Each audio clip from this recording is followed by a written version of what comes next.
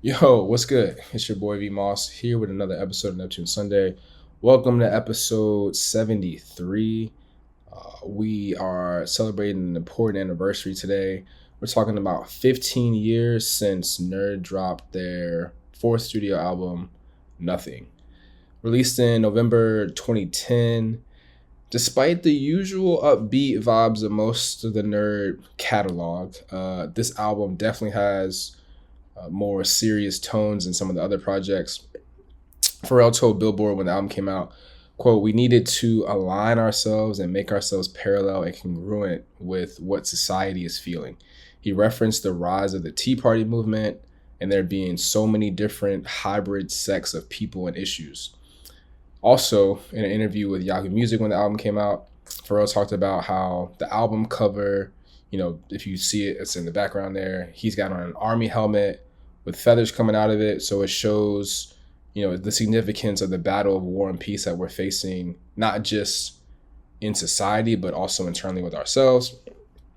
P says he wanted to respond to this heaviness of what was going on in society at the time by making a timeless album. And to do so, he said that he channeled a lot of the vintage sounds that you kind of hear in the album. He says it was very much inspired by 1968 through 1972, 73. Sounds and feelings of Crosby, Stills, and Nash, Moody Blues, and Creedence Clearwater Revival, which are folk rock bands, which is, it sounds different.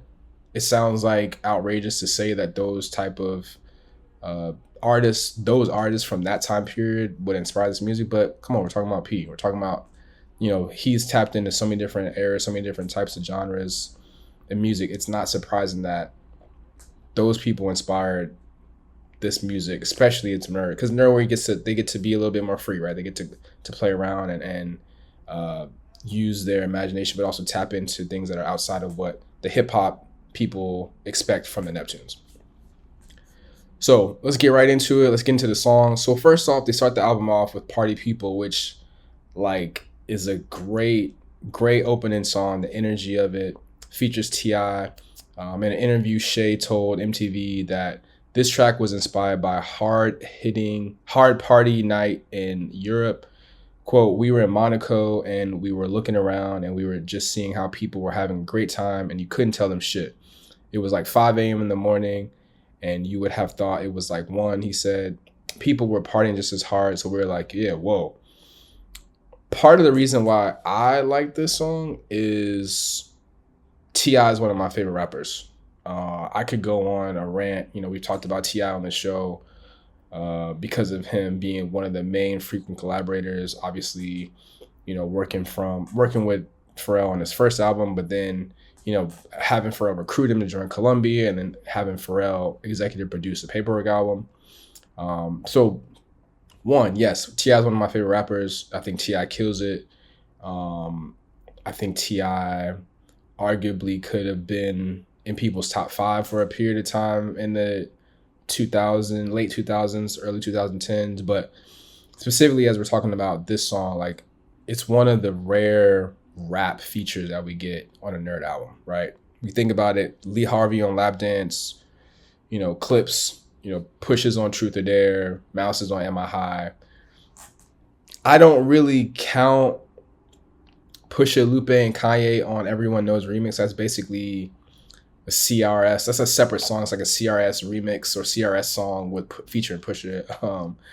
But obviously, we know there would end up being a bunch of rap features on the self-titled album, which will come out way later, 8 years after this album came out. So, "Party People" is a great way to start the album and get the energy. As I mentioned, there's definitely some heavy themes on this album, but starting it with "Party People," it feels like a N.E.R.D album from the jump, which I think is great, important. So then after that, we go straight into the second single, which was released in October, literally a week before the album dropped. "Hypnotize You" is definitely Pharrell trying to channel, give his Prince impression, which I think is dope. This song is a lot of people don't know, co-produced with Daft Punk, which I also didn't really realize until I was doing some research about this album. But Pharrell says that this was a song that was recorded at the last minute because he ran into the Daft Punk guys and was like, "Hey, we haven't worked together in a long time." They remember they did the remix to Harder, Faster, Stronger, or whatever that was. But they hadn't worked together in a while. And so this was them getting back together. Obviously, we know in a few years after this, we'd get Lucky and Lose Yourself to Dance on Random Access Memories album, which is out of here. But dope to find out that Daft Punk co-produced this album with the Neptunes and the guys from N.E.R.D. The music video was kind of crazy, and I think it definitely fits the title and the theme of the song, Hypnotize U. Pharrell with a bunch of beautiful women in a mansion, and they are basically just under his spell. Directed by Paul Hunter, who was one of those. I think Paul Hunter is a household names in terms of 90s, 2000 music video directors when you're talking about Little X and Hype Williams and those guys. Just watching the video earlier, I just and listened to the song a couple times. Like, in a lot of ways, it just made me think that it's basically like Twilight Zone fronting, like the song and the video, right? Like, it's when you think about the fact that it's a house, it's not even a party. Like, it frontings a party, and then Hypnotize You is just kind of like Pharrell just walking around doing stuff, and Chad and Shay are sitting there chilling. Like, it's very, very similar, but just kind of like different dimension version. I don't know. I'm just talking, but like that's just kind of like what came to my brain is like it gives you, because also I think about the Prince side of it, right? Like we talked about, everyone knows about the idea of him trying to give Prince frontin', which I think is part of the reason why he channeled Prince on frontin', and I think that he's doing that a little bit on this. So I think that's part of the reason why I think that there's some similarities in the songs, but I think just the delivery, or like just the composition of the song and the video, like they're very similar, but at the same time, way different. Okay, next up, Help Me. So Help Me is like the first song that really kicks into this social commentary theme of the album. Pharrell ends each of the verses with, quote, "And no, I won't kill you, but I'll watch you die." The video that came out, which was only available on bbcicecream.com, has tons of imagery of war and flooding, natural disasters, other political and social moments that kind of deal with this theme of there's a lot going on in our world that we got to be aware of. So that's the first song that kind of sets this social commentary undertone. Switching the vibe right away with this song called Victory next up. I think Victory definitely feels like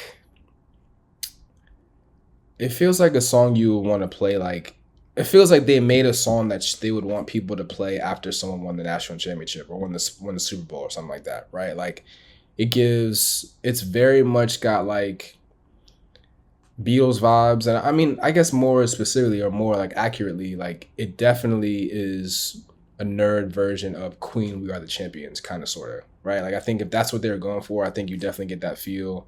It definitely sounds like the Beatles, definitely sounds like something from that era. But then, when it sounds like called Victory, right? Like, and it has that implication of, hey, we're going to play this after we won something, definitely reminds you of We Are the Champions. Next up is Perfect Defect. This is the first song that, I think gets you into the normal Pharrell. This is the first romantic vibes lover boy song. The type of unconventional love songs that we like hearing on N.E.R.D albums. So this is the first one like that. It feels like it could be on Fly or Die, or maybe Seeing Sounds, or maybe even on Pharrell's Girl album. After that is I've Seen the Light.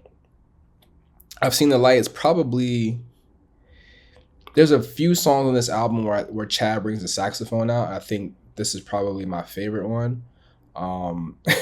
Just the way that the cadence of Pharrell's verses on here, it gives you like Gilligan's Island theme song vibes. Like, I think it's like Pharrell doing his own type of like sea shanty. For those of you, I heard that for some reason years ago. I don't know. I don't remember where it was, but for those of you who don't know, a sea shanty is basically like it's a folk song that's sung by sailors while they're on the boat, like to coordinate their working on the boat and to just like keep everyone in a good mood and synchronize everything. So I think that has something to do with the theme a little bit. That song, I've Seen the Light, has a part 2, which is Inside the Clouds, which seems to me like kind of like another environmental message, basically talking about rain. The next song is God Bless Us All. So I'd say this is probably, I like I've Seen the Light. I like Party People. God Bless Us All is probably the song that I go back to the most. I have it on a playlist called You're Gonna Be Alright, Bro, which is kind of like a focus playlist, kind of a, snap out of it. It's kind of like, get to it. And I think that's because of the song's energy about, hold your head, like you're gonna be all right. Like, and I mentioned this last year. I really like the version that they used in Piece by Piece, where Uncle Charlie is singing God Bless Us All in the church. I found that randomly on SoundCloud. I don't know if it's real or if it's like mixed or like ripped from the movie, but go check it out on SoundCloud. If you haven't heard it, go watch the movie if you haven't seen the movie. But that gave me another appreciation for God Bless Us All. But also important to note, in that Billboard article I was mentioning earlier, Pharrell says, quote, "This song is about a friend of ours in the business, a superstar who went through a crazy rough patch, and we wanted to offer him words of encouragement. He's making good music and people are warming back up to him." Williams declined to identify the subject of the song at the time, but added, quote, "He's making good music and people are warming back up to it." Later, in an interview with Yahoo Music, Pharrell confirmed that song is actually about Chris Brown, who we all know was trying to revive his career after his whole domestic violence back and forth issue with Rihanna in 2009, which was a big deal and really hurt his career. And Pharrell said that the inspiration for him making that song as a encouragement for his fellow Virginian who was always look up to him and called him Lil Bro. All right, next up is Life as a Fish. Definitely got environmentalist vibes here. Ends with Pharrell saying he made this world, took it and gave it back again, and we learned nothing. Like, this is definitely, this is probably the song I was talking about that had to do with creation. But anyway, Jacques Cousteau. For those of you who don't know Jacques Cousteau, like let me look this up so I can give you an accurate description of who Jacques Cousteau is. French naval officer, oceanographer, filmmaker, and author.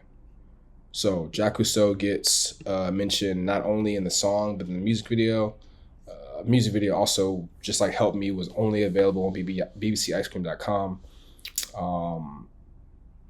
This video really, like, it's really crazy the timing of this. Like, it reminded me of an art exhibit that I saw this summer at the Virginia Museum of Contemporary Art. Artist is named Duke Riley. It's called O'er the Wide and Plastic Sea. He basically like took a bunch of plastic waste, other trash from the ocean, like lighters and pen tops and stuff like that, and made it into these crazy art pieces. This song literally could have been like the theme for that exhibit. Like, it would have been dope to hear this here like a fish while like walking through the gallery. All right, next up is Nothing on You. The funky sounds that we're used to from N.E.R.D albums is back. Another lovey-dovey song. Just a reminder that we know deep down P is a lover boy. I like this song. I feel like something that's in between, like she wants to move and kind of like the way she dances. So good energy, the funky N.E.R.D sound back on that. And then Hot and Fun, which is the first single, released in May 2010. Definitely was pushing for the summer party vibes. It does give similar energy to like Everyone Knows, the OG single version. But this is another mention or reference to the Beatles. In the music video, Pharrell, Chad, and Shay are riding in this Rolls Royce through the desert. The Rolls Royce is painted in these crazy, like bright, vivid colors by Friends With You, which is a collaborative art project from LA-based artists Samuel Borkson and Arturo Sandoval III. Pharrell told MTV how they first connected with Friends With You in Miami. Quote, "We told them we wanted something that was psychedelic, something that paid homage to the Beatles, Yellow Submarine, and Magical Mystery Tour." So again, another reference to the Beatles that we talked about, the earlier song Victory, but also another reference to the time that they channeled for this in terms of like the 60s and the late 60s, early 70s when, let's see, when did that album come out? Not a big Beatles fan guy. Yellow Submarine, Beatles, came out in 1966. So that's a little bit, it's basically the same time. He said 68, 70, 68, 69, 70. So Hot and Fun is dope. One of my favorite songs on the album. Gotta mention, of course, there's an Entourage reference here. Shout out to Scott Venner. Season 7, episode 7, I think is what I have in my notes. Tequila and Coke, which was, this song was perfect placement for this crazy house party that they're having, fueled by tequila and Coke. Season 7, for those of you who may or may not be fans of Entourage, is one of the more polarizing seasons of the whole series. There's a lot more drama than comedy for once. This is probably the only season that has more drama than comedy.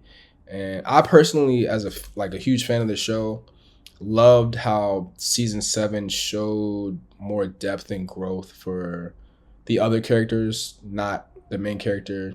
So like, I love to see E really get into his own professionally, and same thing with Turtle, and Turtle have his own storyline and his own characters. And we had the love interest for the first time in season 5 and 6, but then this was different. But at the same time that those things are happening for the two of them, Vince is spiraling, and watching that spiral was hard.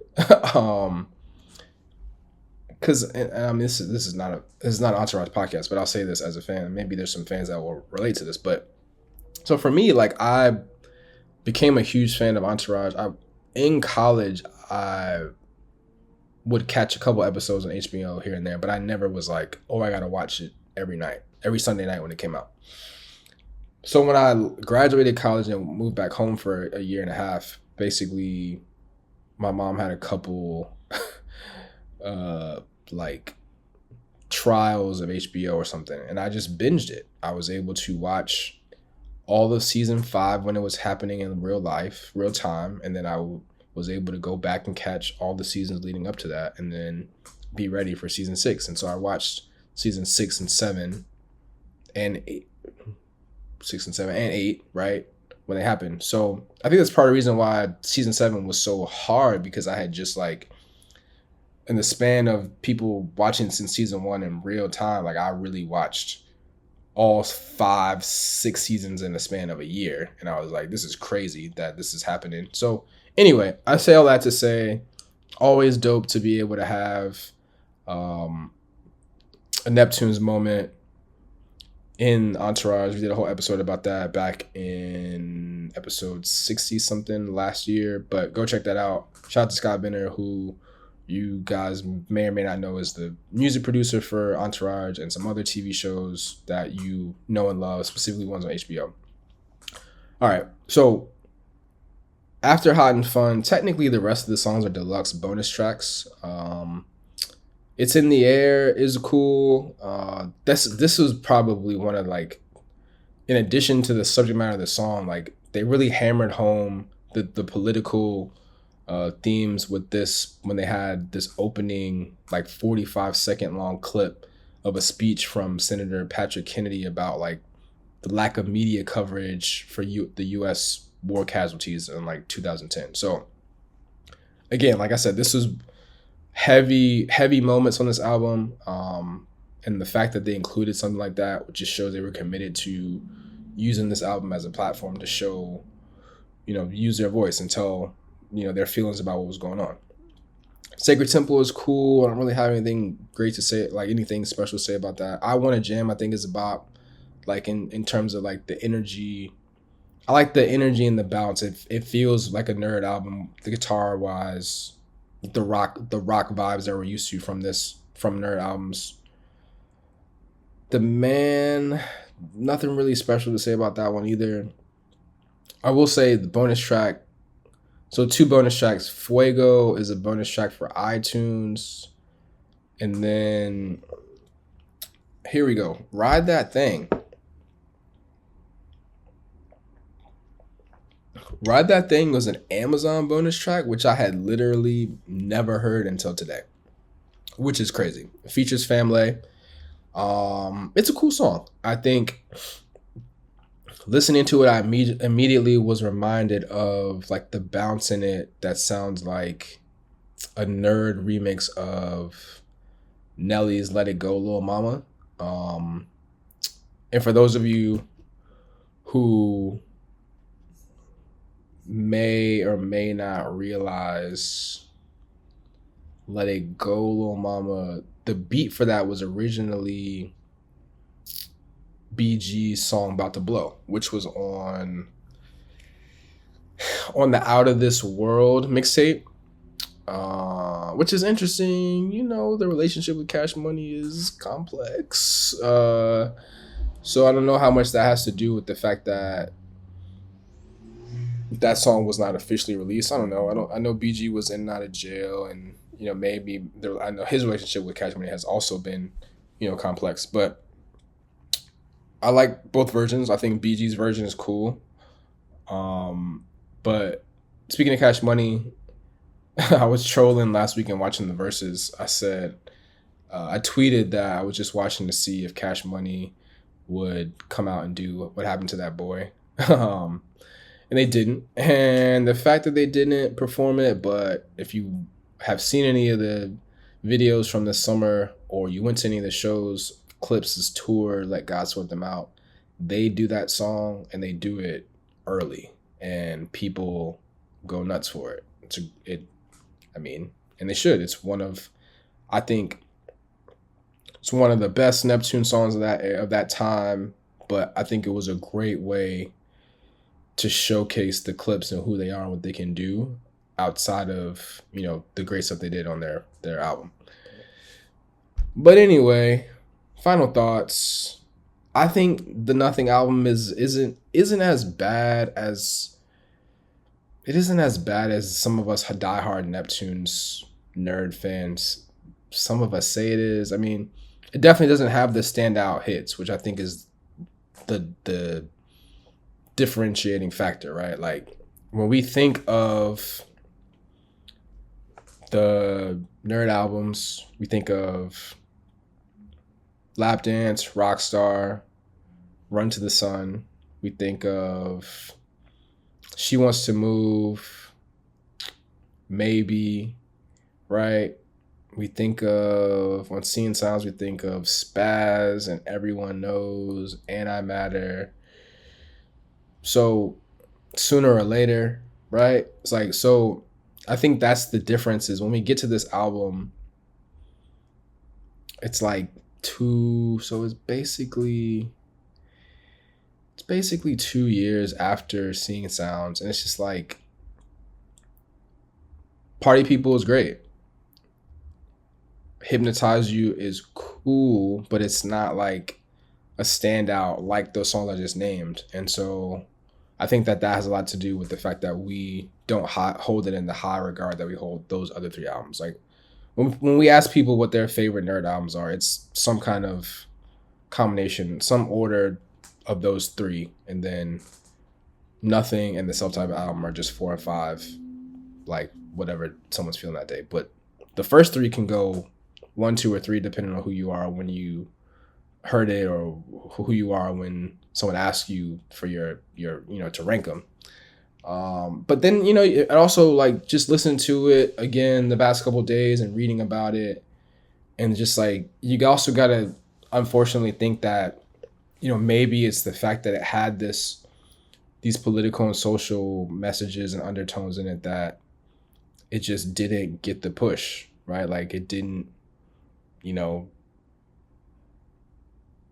connect. Maybe it didn't connect with the label and they didn't want to push it, or they just like, I don't know. And maybe it's a combination of all the stuff I just said, but 2 singles, only 2 singles. I mean, you could have easily made Hot and Fun was a single, Hypnotize U was a single, Party People could have been a single. I mean, with T.I. like that could have been great, right? But anyway, I know another N.E.R.D album is unlikely, but you got to hold out hope, right? Like we talked about this when we were doing the episode about Tyler's relationship with Pharrell. When the book Carbon Pressure, there's another part of that in the name of the book. I have it right here. Carbon Pressure in Time, when the book came out, that was back in like 2023. And so there's the first thing in there is maybe the first thing, but there's an interview in there with Tyler and Pharrell tells Tyler that he literally just finished recording like 12 N.E.R.D songs. And so he was excited about him. And of course, Tyler's excited about it because he's a big fan like us. So, maybe those will get released from the vault one day. Fingers crossed. Not holding my breath though, but fingers crossed. Just the idea that there's more music out there, despite everything that's happening with that. And that's all we're going to say. Like, would love to hear those songs. Would love to see those guys back together. Even if it's just musically for something that's already been created. Just, yeah, we want it. We need it. So yeah, thanks for listening to another episode of Neptunes Sunday. For those of you who pay attention to what's going on in the Neptunes Sunday universe, or aka my life, I just was part of a group that launched the Virginia Hip Hop Foundation, which we created to celebrate the impact of artists from Virginia have made across hip hop culture globally throughout history. So excited that our first event is coming up on November 12th. It's at Virginia State University. Basically, we're having a celebration of Hip Hop History Month, which started today. And the conversation will be about writing in hip hop, and we'll have special guests, Virginia legends, the one and only Mad Skillz and Nickelus F. Pull up if you can. Be dope to see you. I mean, we're definitely going to also have the conversation recorded so you can watch it later on the Virginia Hip Hop Foundation YouTube. But definitely come through if you can. More information is on www.virginiahiphopfoundation.org. So check it out. Again, thank you so much for listening. Appreciate everybody tapping in as usual. We will catch you next Neptune Sunday. Peace and love.